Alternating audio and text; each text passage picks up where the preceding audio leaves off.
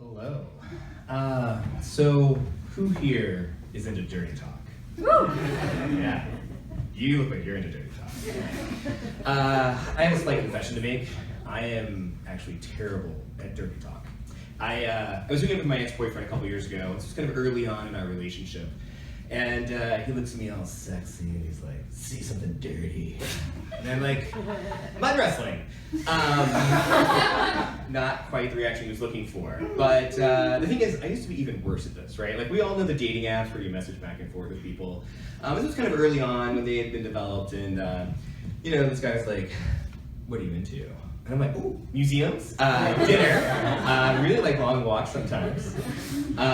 Turns out that's not the question he was asking. So this is the thing, you gotta learn from your mistakes, right?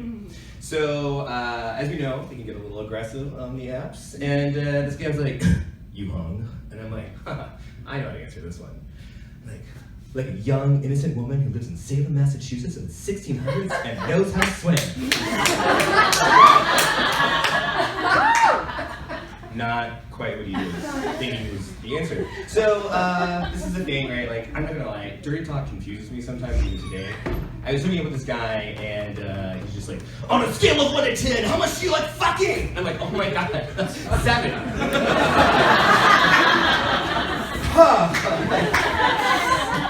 Sorry, like, I am like neutral to somewhat agreeing right now.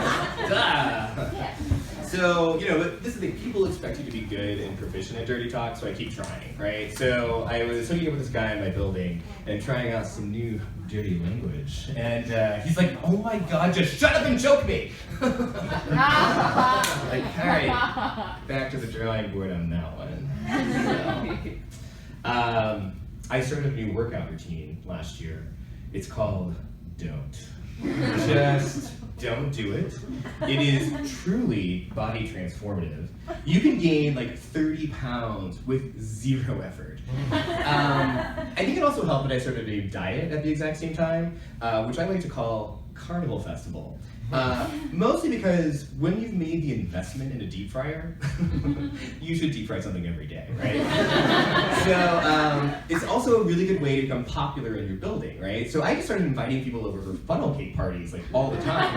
And then before you know it, like they started showing up on their own uninvited. And then I realized I put two and two together. I'm like, this is how I started hooking up with some of you. So that was like, just the diet's delicious. I highly recommend it. I will say though, once you own a deep fryer, there is a slight life pivot, right? So when my friends from the running club are like, "Hey, let's go for a run this weekend," I'm just like, Netflix doesn't watch itself. So just be prepared for that. I used to work at a Boy Scout camp back in Kentucky, and I'm not gonna lie, I really enjoy going home for the holidays because it's like a mini camp staff reunion at the local gay bar.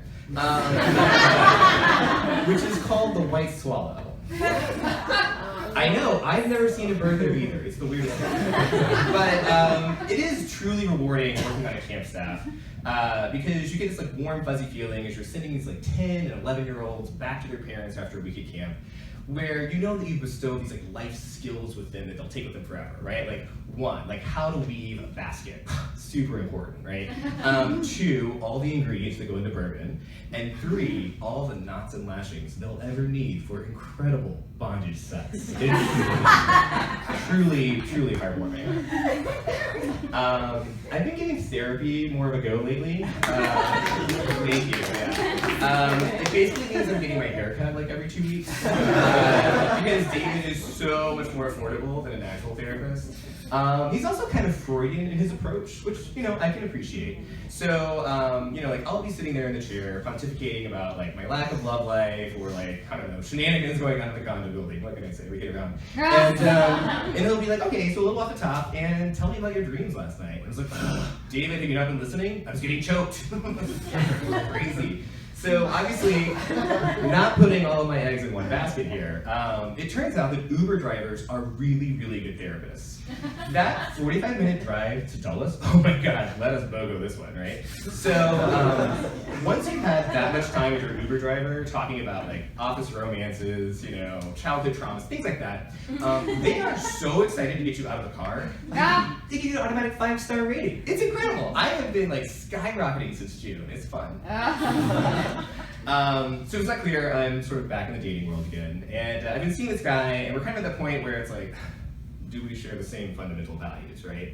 So we were getting ready for the Miss Adams Morgan pageant, which this audience hopefully knows is that giant drag thing that happens down the street there a couple weeks ago.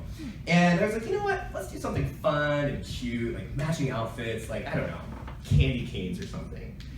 And he just recoiled in horror. He's like, I was gonna wear a jockstrap.